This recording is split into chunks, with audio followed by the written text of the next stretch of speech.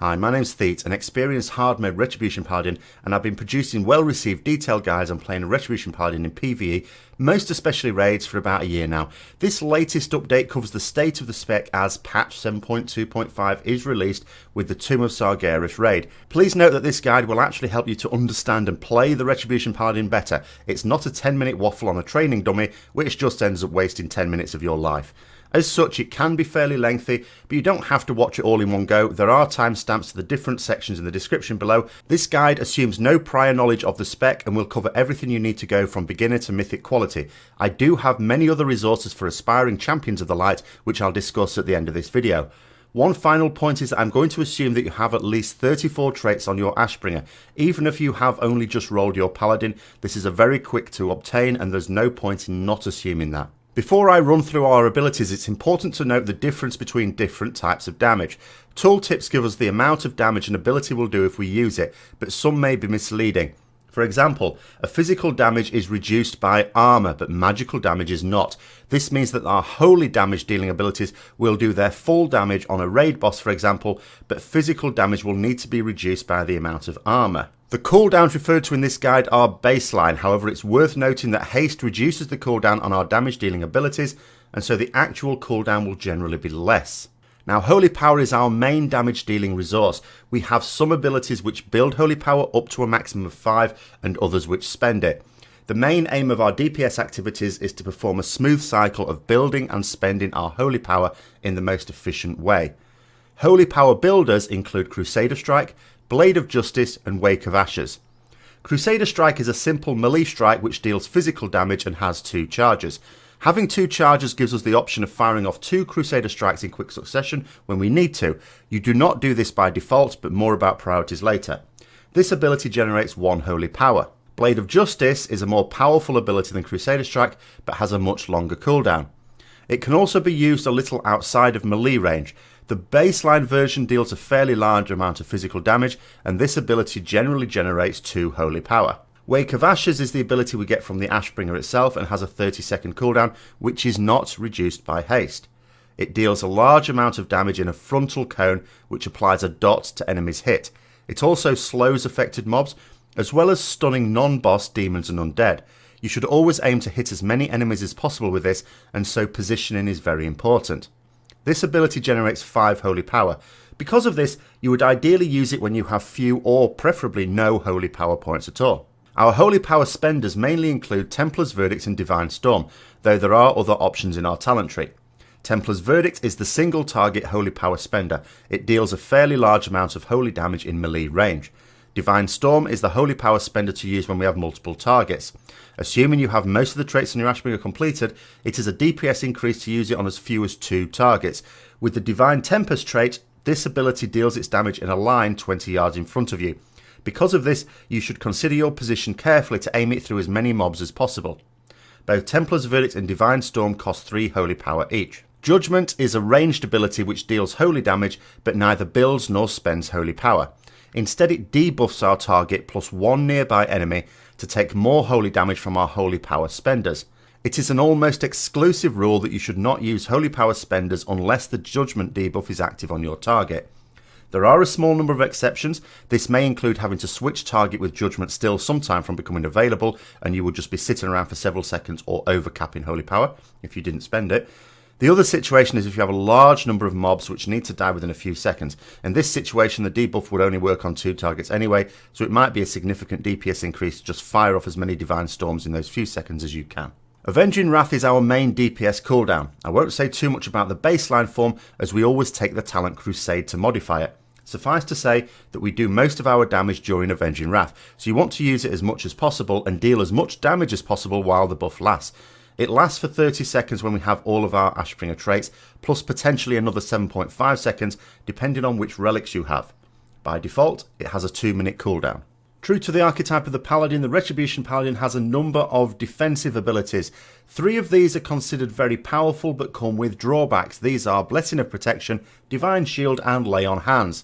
Blessing of Protection is a blessing that you can place on yourself or another friendly party or raid member, and it will protect them from all physical attacks for 10 seconds. Divine Shield can only be used on yourself, and it protects you in theory from all damage, physical or magical, for 8 seconds. There is a limit, however. Very, very massive damage, which is intended to completely obliterate someone, is usually not protected by Divine Shield. Finally, Lay on Hands can also be used on yourself as well as a friendly target, and it allows you to do a massive heal on them. The heal is equal to your maximum health.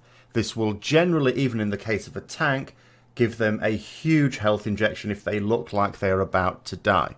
Now, the drawback to these three abilities is when you apply it to yourself or a friendly target, they also apply a debuff called Forbearance. This prevents you using any of those other three abilities on the same target again, and it applies equally to other paladins. This is very important because you have to bear in mind you want to be a little bit careful about using Blessing of Protection or Lay on Hands, which can be used on other people if there are other paladins involved. For example, a protection paladin will not thank you for putting Lay on Hands on them if they were just intended to put Blessing of Protection on themselves, because they will be unable to do so because guess what? They've got Forbearance. Forbearance lasts 20 seconds with the Ashbringer. The other baseline spells which could be said to be defensive abilities include Flash of Light, which is a quick healing spell. It does a moderate amount of healing, costs a lot of mana. You can usually cast this quite quickly on yourself to top your health up. You can also use it on other targets as necessary, but do not generally get into the habit of trying to use this on other targets because it is usually a huge DPS loss and it really doesn't do a very large amount of healing. The final one is Shield of Vengeance, which is a very strange one. This has a 2-minute cooldown and it places an Absorb Shield on you. So obviously the defensive values of this are clear. It will absorb a reasonable amount of damage. It can crit. It lasts for 15 seconds. If you absorb the full shield, then at the point at which it's all absorbed, it will also deal holy damage equal to the amount of damage absorbed, divided equally across all enemies within 8 yards. Now, this could be considered, as a result of that, an offensive ability. If you have the opportunity to consume the full shield and use this on cooldown, this could be a potentially useful DPS ability. However, you should always use it defensively first. If there's a situation where you might die if you take this certain amount of damage, then that's what it's got to be used for. It has to be noted, it will only do damage if the full absorb shield is exhausted. If it absorbs some damage for 15 seconds and then just naturally wears off, it will do 0 damage. Note also that the cooldown is reduced by various traits on your Ashbringer to the point where in reality it will have a cooldown much shorter than 2 minutes. Again, true to the archetype of the Paladin, we have a number of utility abilities which come in more or less useful depending on the encounter.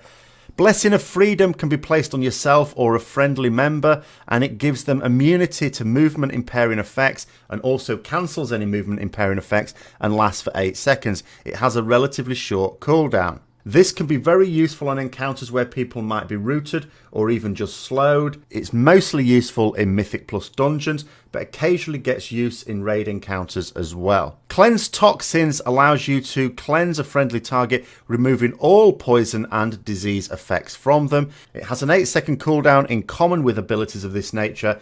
Again, it very rarely gets used in a raid situation, but can on a lot of Mythic Plus dungeons get some use. Divine Steed is our baseline movement speed boost. It has a 45-second cooldown, and it means that we get a 100% movement boost for 3 seconds. Unfortunately, it means putting us on our Paladin mount, which if you are a Draenei or a Tauren, I'm sorry to say this can sometimes cause a little issue when it can get stuck on terrain. It's not as bad as the Death Knight one for that, but it is a little bit unnerving. It's very useful for getting you out of a very bad situation or for getting you quickly to a target. Hand of Hindrance. This has a 30-yard range and puts a hand on an enemy which reduces their movement speed by 70% for 10 seconds. This gets relatively little use in raids. It might be useful in dungeons with certain affixes that perhaps mean that the tank is going to be close to death. This could include bolstering, where one mob has got a lot of bolstering stacks. Hammer of Justice is our baseline stun. It has a 10-yard range, so it's only just beyond melee range. It has by default a 1-minute cooldown, and it stuns the target for 6 seconds. Obviously this will not work on bosses or anything else that is immune to stuns. Hand of Reckoning is our taunt. Not all melee DPS get a taunt, so this can be quite useful, especially in Mythic Plus dungeons, for peeling off mobs from the tank if they look like they're very close to death. Again, certain affixes make this more likely, and we'd be able to kite it around for a little bit until the tank sorts themselves out and can re-taunt it off us. It also gets some use on raid encounters where we might want to taunt a mob that doesn't necessarily do a lot of damage to us so that we can off-tank it. Rebuke is our standard interrupt. Common to most melee, we get an interrupt which works only in melee range and has a 15-second cooldown. There are a number of raid encounters where an interrupt rotation may be required, and this will allow us to take part in that. Greater Blessings. These are an unusual form of utility for us. We have 2 types of Greater Blessing, and we can only use each one once. It allows us to place a buff on a friendly target, which can include us. Greater Blessing of Kings places a blessing on an ally that grants them an absorption shield. It absorbs damage and will be refreshed every 6 seconds. It lasts for an hour. This is a very weak absorb shield. Generally speaking, you would probably place this on the tank by default, but if someone on an encounter is going to do any soaking or take any excessive amount of damage, then you might place it on them instead, whether that be a DPS or a healer. Remember, although you can only place one of these blessings on a friendly player, that same player can have multiple Greater Blessing of Kings if there are multiple Retribution Paladins and they all decide to place it on them. The other Greater Blessing is Greater Blessing of Wisdom. This is moderately more useful. Places a blessing on an ally that causes them to generate 1% of maximum health and mana, which is the key thing, per 10 seconds. Again, there's a limit of 1. Each Retribution Paladin can only place it on one friendly player, but the same friendly player can have multiple on them if multiple Rets cast it on that same player. This is most usually requested by healers because of the mana regen it grants. Mastery is a stat that does different things for different specs. For the Retribution Paladin, it increases the damage of our judgment and also increases the amount of damage our holy power spenders do on any target that has the judgment debuff active. Retribution is not only the name of our spec, but it is also the name of a very annoying passive that we get. If any party or raid member within 40 yards of us dies, then we get 20% increased damage done and 30% reduced damage taken for 20 seconds. This sounds absolutely brilliant, of course, because it's going to increase the amount of damage we do. It also reduces the amount of damage taken, so this can help us survive whatever kill the poor soul that just given us this buff. The annoying part of it is that it is affecting our damage in a way that is outside of our control and also encourage us to sort of wish that, especially during our DPS cooldowns, someone would die, which isn't very helpful. So in this talent section, what I'm going to do first of all is to go through each of the talents, explain what they do and also under what circumstances they might be suitable and unsuitable, and then I'll go over some standard templates for raid scenarios, solo and Mythic Plus dungeons. So on the first row we have Final Verdict, Execution Sentence and Consecration. Final Verdict just adds a straight up damage buff to our Templar's Verdict and our Divine Storm. It doesn't require any change to our gameplay. It is also in most circumstances the one that is going to do the most damage for us. Your standard talent in this row should really be Final Verdict. Execution Sentence is a pure single target holy power spender. It gives us an extra spell. I've got a video on specific use of Execution Sentence which you'll be able to find in my Ret Paladin playlist. I'm not going to talk too much about it here because unfortunately at the moment it is not a DPS increase even to use it on a pure single target fight, and it does not look like becoming so in the near future. Consecration is our AoE talent of choice here. It isn't a holy power builder or spender. As such, it has to be fit into the rotation somewhere. In a pure AoE situation, especially where mobs are not moving around a lot because Consecration does not move around with you, it can actually be a DPS increase over Final Verdict. Onto the second row, and we have Fires of Justice, Zeal and Greater Judgment. Fires of Justice has a much shorter cooldown than a standard Crusader strike and also gives us a small chance of a proc, which means that our next holy power spender will cost one fewer holy power. The main use of Fires of Justice is basically to reduce the amount of downtime. It has a short cooldown. That means you can use it as a filler when either you're not capped on holy power, so there's no point in spending, but at the same time you haven't got anything else available to use. With the tier 22 set bonus, we are not likely to be in this situation very often. If we were to take Fires of Justice, we would find ourselves on 2 charges on quite a lot of the fight. As a result, we are better off taking the next talent, which is Zeal.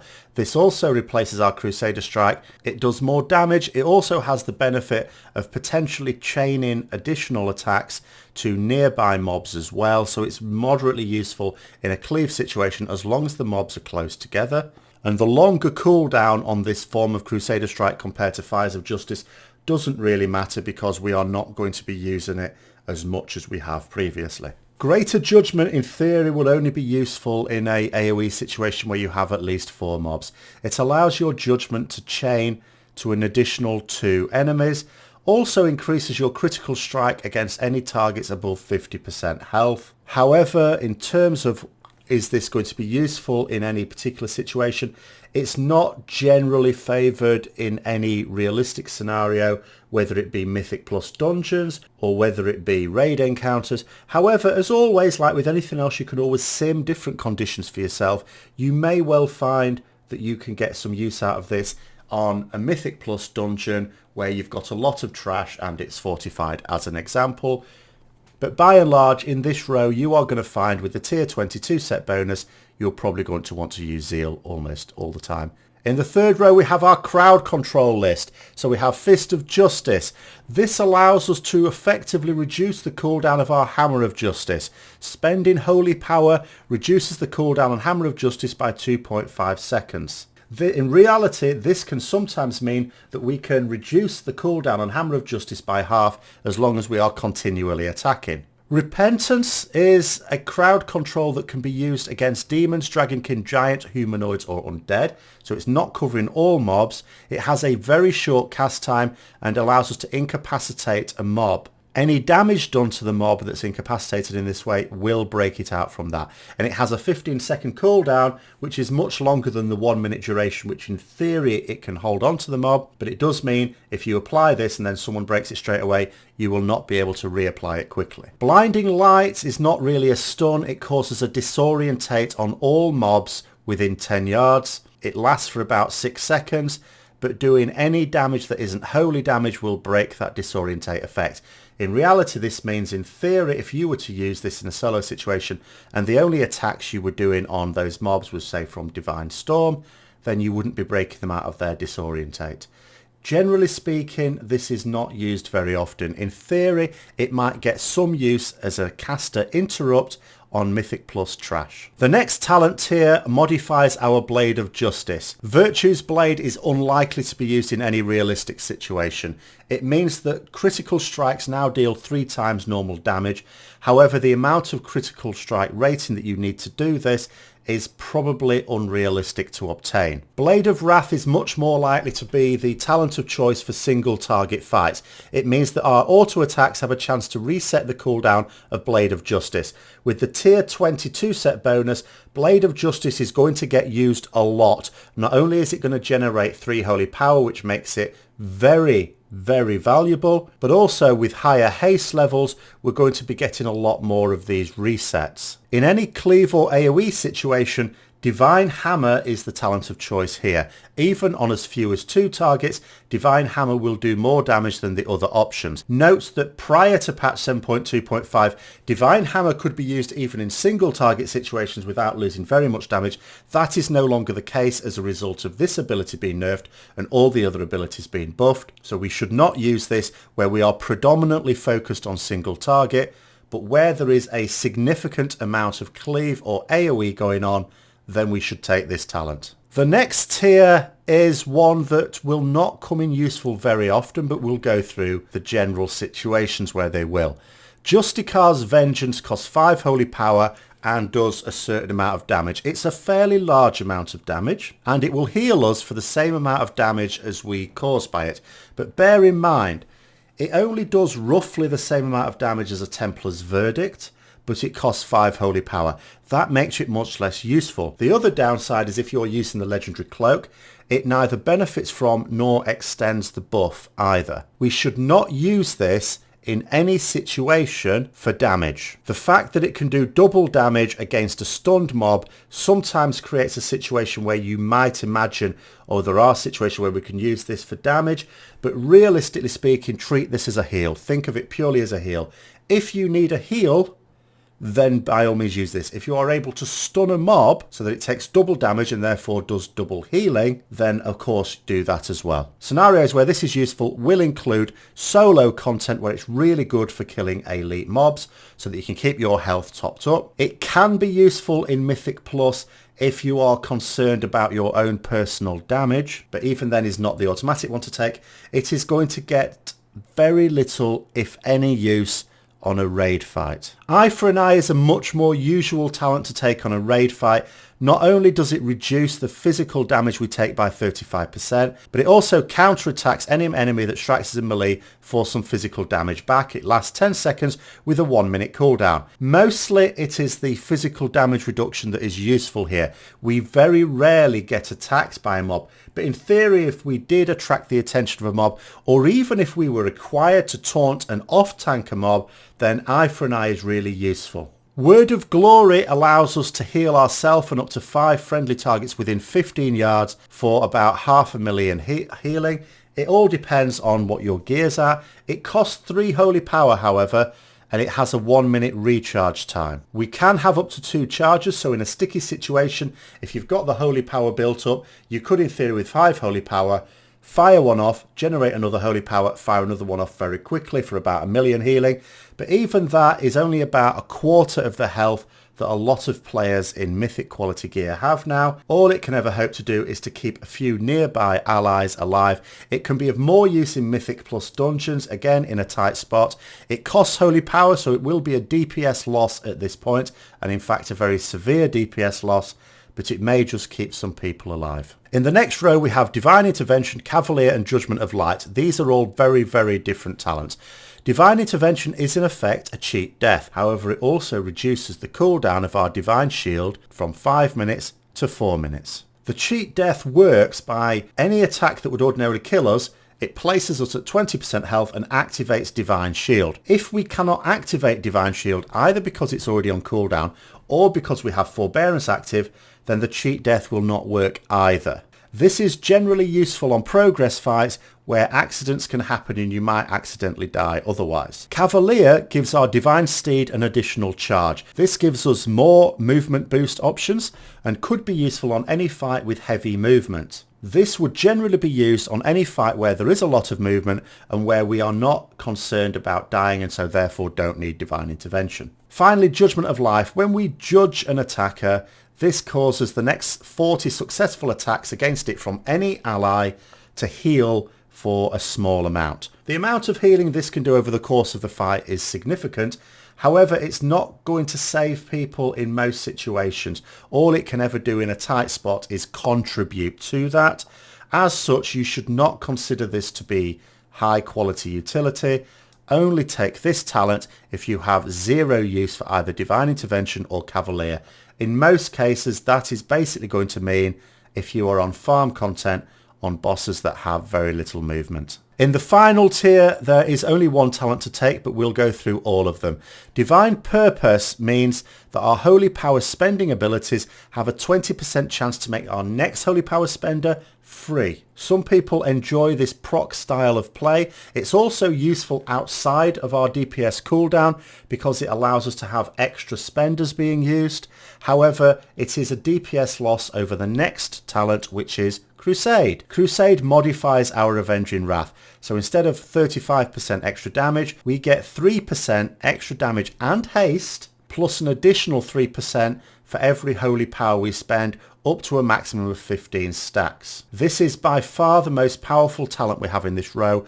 Under all circumstances, you should take Crusade. The final one, just for completeness, is Holy Wrath. It has a 3-minute cooldown and deals 200% of our missing health in holy damage to up to 4 nearby enemies, up to a maximum of 120% of our maximum health. This is a very weak ability, and it's even weaker in PvP situations. You should never take this talent under any circumstances. So those are the talents in brief. In terms of standard talent sets, for raiding on a predominantly single target boss, you are very likely to be taking something like this, which includes Final Verdict and Zeal as the obvious talents to take in almost every situation. Fist of Justice, because we almost never get a use for Repentance or Blinding Light. However, if the encounter meant that either of those two were useful, then of course we'd switch to that. Fist of Justice is more useful in more situations, in particular in Mythic Plus. We'd also take Blade of Wrath, of course.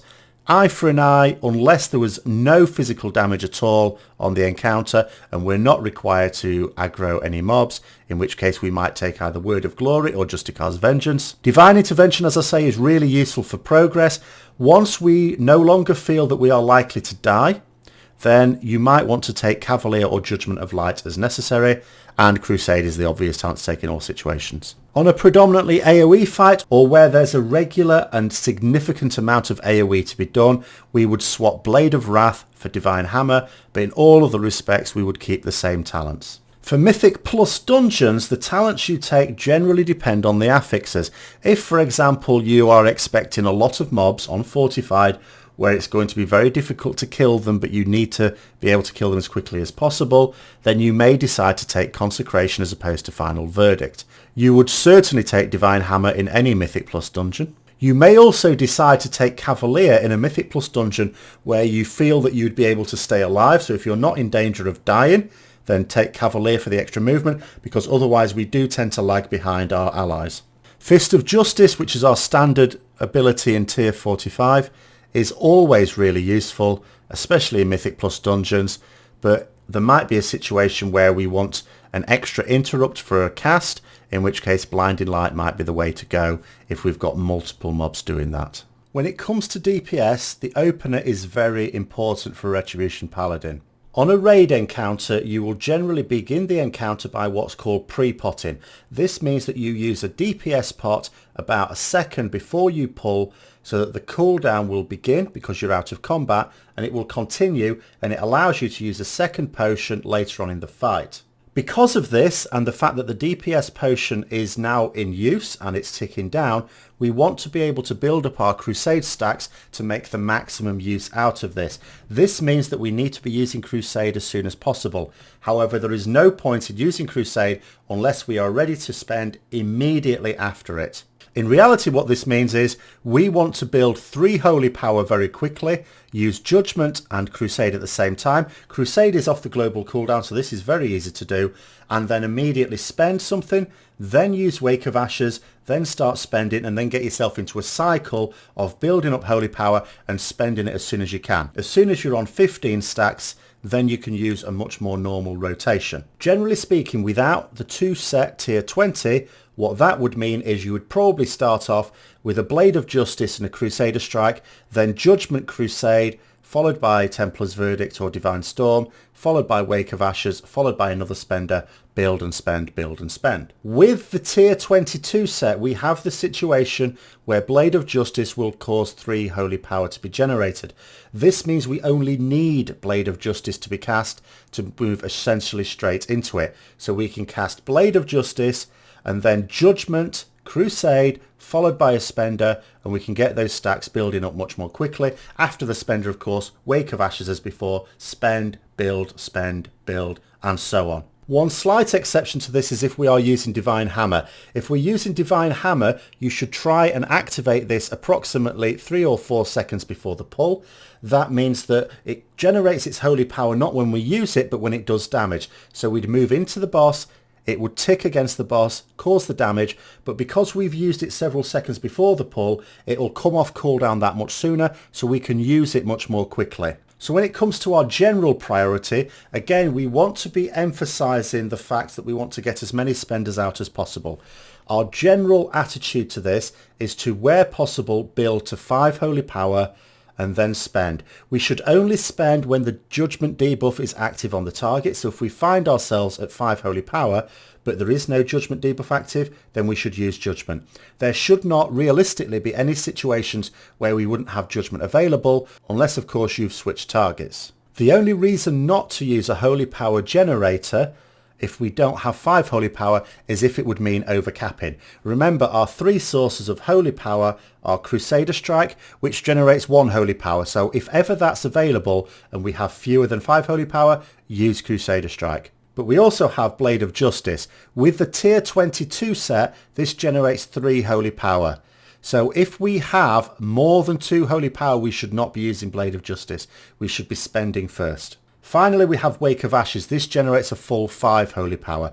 Ideally, we want to use this on 0 holy power. However, that will not realistically be the case all the time. So in some circumstances, we will be using this on 1 holy power. Nothing we can do about it. If we find ourselves on 2 holy power, ideally we would use a Crusader Strike, then spend, then use Wake of Ashes. We don't want to delay Wake of Ashes for too long. In terms of general priority, Wake of Ashes is the highest priority, followed by Blade of Justice if we have the tier 22 piece, followed by Crusader Strike.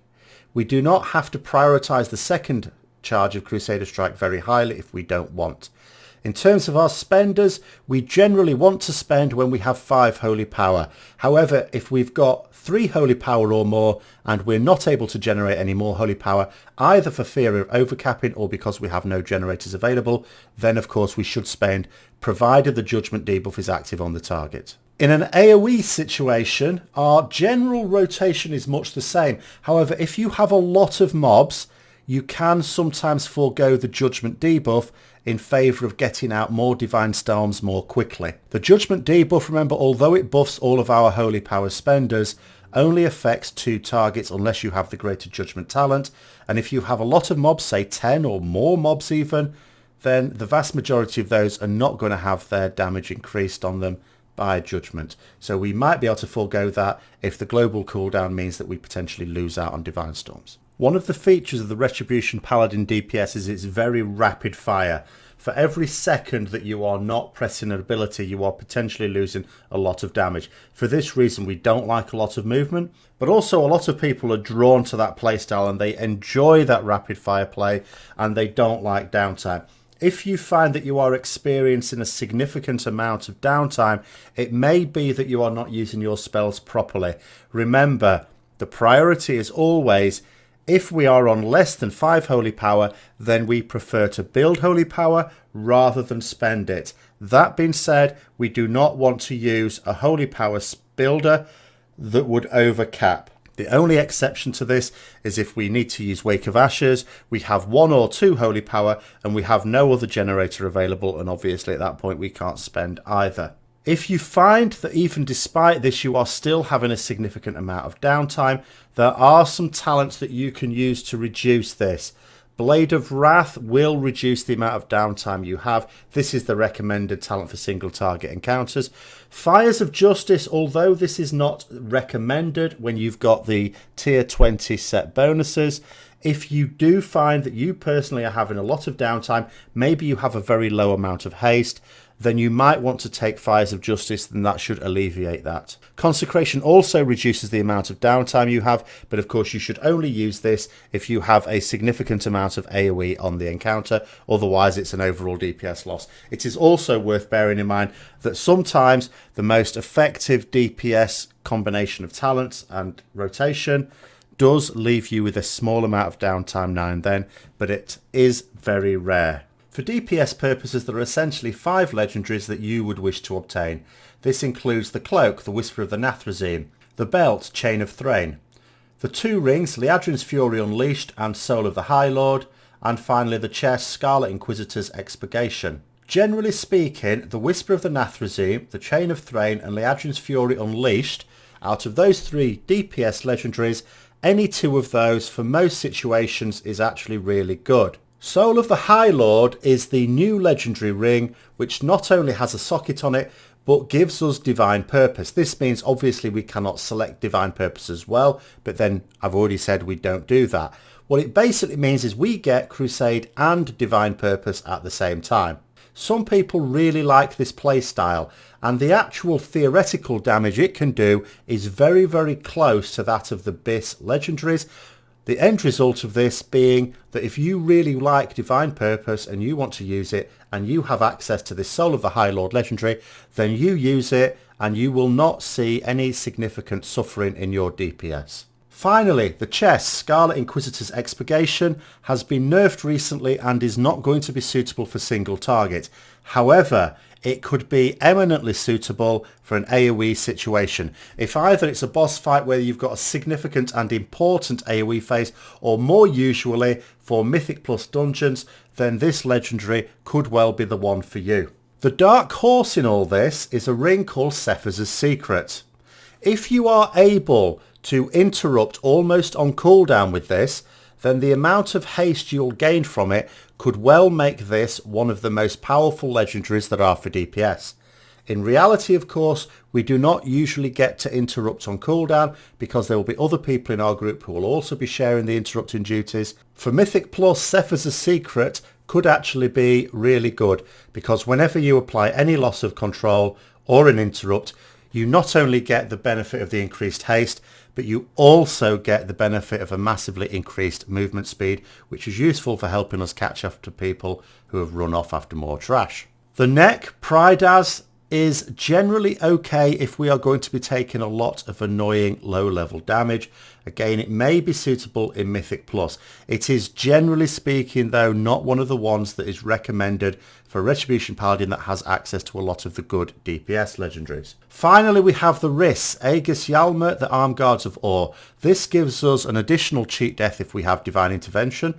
It puts us on 1 health, which is a bit more dangerous, but it does give us a very powerful absorb shield that works exactly like Shield of Vengeance. This can be very useful for any Mythic Plus dungeons where you feel that your group is going to be challenged very strongly. If you don't have access to some of the prime DPS legendaries, you can also get benefit from this on progress raids fights as well. When it comes to the Ashbringer, I've already said that I expect people to be at least 34 traits in because that's really quick and easy to do. So I'm not going to go over the specific sequence of the way to do that. However, if you wanted to know that, if you're starting absolutely from the beginning, then I do have a separate video on developing the Ashbringer in my Retribution Paladin playlist. So just click on the card in the top right there and have a look at all the specialist videos that I've got on various aspects of Retribution Paladin. However, once you've got your 34th trait, then the general sequence is as follows. We want to collect the new traits in order, and then we want to get our Wrath of the Ashbringer up to an extra point there. And then it's a case of picking off the traits that give us better damage. So you're talking about Might of the Templar to buff our Templar's Verdict, Righteous Blade to buff our Divine Storm, Deliver the Justice to increase our Blade of Justice damage. After that, it's a bit of a toss-up between whether you do High Lord's Judgment for the Judgment damage increase or Sharpened Edge for the Crusader Strike critical strike increase. After that, the traits are moderately useless. The best of the rest is probably the reduction in the cooldown of Shield of Vengeance, but then we also have Embrace the Light, which increases the healing done on our Flash of Light, and then finally Protector of the Ashen Blade, which is the one that reduces the cooldown of our Blessing of Protection again. And after that, you're free to get your Concordance of the Legion Fall, which is a trait that then stacks up to a point where you'll never reach it, which gives you a chance to proc some strength. In order to do your maximum damage, you want to be getting this Concordance trait, which is 52 traits altogether, as soon as possible. In terms of general gearing, traditionally what players have been looking for is what's called a stat priority. It's like, which stats do I really want? Because, okay, if you're going to tell me it's haste and mastery, that's great. If I have a haste and mastery piece, that's what I'll equip. I've got a crit versatility one, that's the one I won't equip. Unfortunately, it doesn't really work like that in Legion, and it never really has. Especially for Retribution Paladins, our secondary stats are actually very close in value.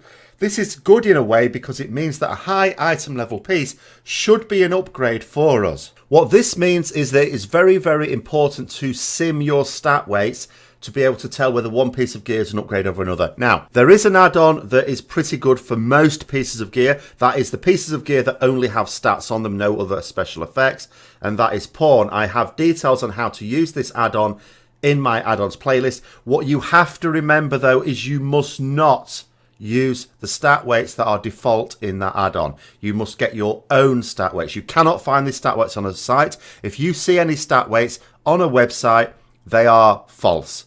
They are specific to you. Your stat weights are different to my stat weights. My stat weights are different to my stat weights in a week's time, for example. You must keep doing this. And I would suggest you sim for patchwork style fights as well as Beast Lord style fights. That will usually cover you for most raid encounters. You have two options of where to get these stat weights from. You can either use Simulation Craft. I've got guides on how to use Simulation Craft in my Raid Craft playlist. You should absolutely be checking out my different playlists for advice on all manner of playing the Retribution Paladin, but also of playing classes in general for raiding or hard mode PvE. Your other alternative, because a lot of people are put off by Simulation Craft, is to use Raid Bots. This is a website-based user interface for SimCraft. It's not a competition with SimCraft. It uses SimCraft for its data, but it's a much more user-friendly way of getting things like stat weights and comparing pieces of gear. So check that out as well. In general, however, what we could say is that we would quite like round about 31% haste. Very interesting things happen at that point. After that, it very much depends on, for the other secondary stats, on what it's saying for you. You may well find that you do your stat weights and it tells you actually crit is really good for you. But then another week or two later you might do it, and it might actually tell you that mastery is really good for you. You have to bear in mind, because they're very close in value for us, that by and large, if we leave one behind, it's going to increase in value. But generally speaking, the way it's been running in Legion, and it sort of looks like something very similar is going to be happening now, is we generally want haste with either versatility or crit. Mastery lags a little behind. But then there are also very interesting things that happen if you have a lot of mastery, and we are inevitably going to be acquiring a fair amount of mastery with Tomb of Sargeras gear anyway. Don't be afraid of it, it's still decent. Of course, there are items that have more than just raw stats on them, and we need a way of being able to tell whether one item is better than another. Of course, the answer to this is always to sim it. However, that is not always helpful if people want to be able to do it quickly and easily. So here are a few tools that won't steer you too far wrong. First of all, relics. Should be straight enough. You get higher item level, means your weapon does more damage. All your abilities based on weapon damage do more damage. Fantastic. However, there's also these traits on them, and not all the traits are equal. So sometimes there's a situation where actually one relic, even though it's higher item level, is not an upgrade. So how do we tell? Someone on the Paladin Discord very kindly came up with a bit of a table for these relics for the Tomb of Sargeras. Now I will warn that this is based on having Tomb of Sargeras gear, so it might be a little bit different in the gear you have at the start of the raid.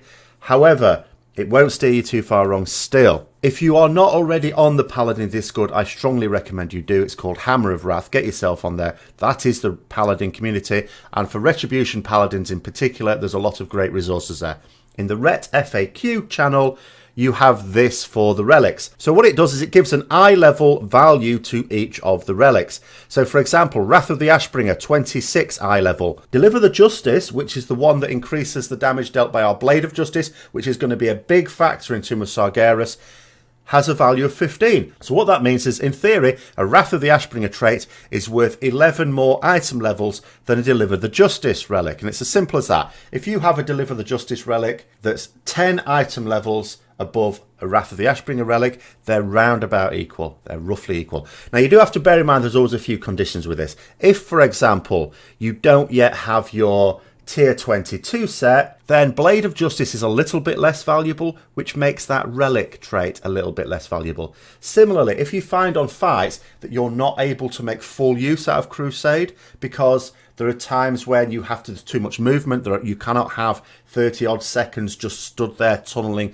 a target or doing lots of AoE, you may find that Crusade is devalued a little bit, which means that having an extra duration on Crusade is devalued a little bit as well. Also, it depends on legendaries. We have some legendaries that directly buff the damage we do during Crusade. We have some legendaries that don't. So which ones do you have? So that is why the best answer is always going to come from simming. But if you want a simple way to do it, this is pretty good. Now, when it comes to tier sets, we have an interesting scenario where, especially at the start of the raid, we are going to be able to mix and match some tier 19 with some tier 20.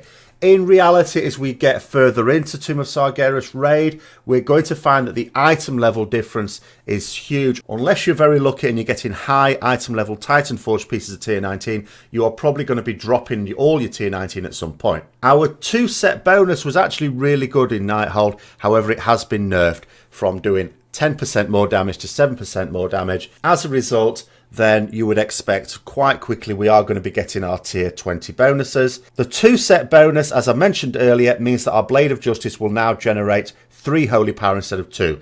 That means it's worth a spender on its own. Especially now that we're going to be using Blade of Wrath as a single target ability, we are going to be using Blade of Justice quite a lot. The 4-set bonus means that using Judgment gives, as well as putting a debuff on our target so they take more damage from our holy power spenders, we get a buff, which means that our Blade of Justice deals 15% more damage.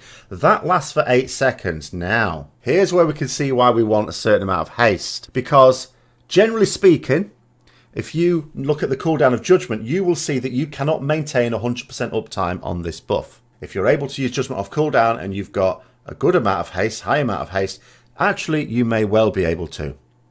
Now, I will say here and now, I don't want people to try and modify the way they play the game. So for example, if you're not quite ready to use Judgment but you want to use Blade of Justice, don't delay the Blade of Justice to wait for the Judgment to come off cooldown. You will end up losing DPS as a result of that. It's worth an extra 15%. Let's not blow it out of proportion.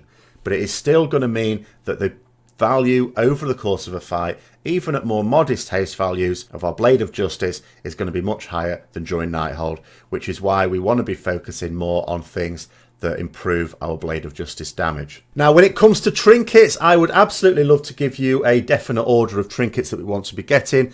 At the point at which Tomb of Sargeras is coming out quite soon, we would absolutely be wanting something like Spectre of the Betrayer. We would also be wanting Vial of Convulsive Shadows and very likely Cradle of Anguish as well as some of the other trinkets elsewhere. So a high item level Memento of Angerboda or Horn of Valor are always going to be great for us. A high item level stat stick with something like haste or crit, for example, are always going to be highly desirable as well. Convergence of Fates from Nighthold, if you can get a high item level one of those, that's usually going to be a pretty good one as well. But with all of these trinkets, Blizzard could nerf them at any time. And they do have a habit. It's not just a theoretical thing, because Blizzard can nerf or buff anything at any time. But they do have a habit on the eve of new raids coming out of nerfing trinkets specifically. So what I will do is a separate video just on trinkets, and then I will keep that updated. One thing for people who are new to my channel that I'll just explain is if you look at my Retribution Paladin PvE playlist, there's a number of videos there that includes this video. And whenever a video is now out of date and it's incorrect, I replace it with another one. So I remove it from the playlist and I put the new video in there. So you will always see the most up-to-date video guides in that playlist, and you should check that playlist. The same goes for this one. If this has been out for a while and you think to yourself, is this the most up-to-date? Then look in that playlist. If this is no longer in that playlist, no, it's been replaced with another one.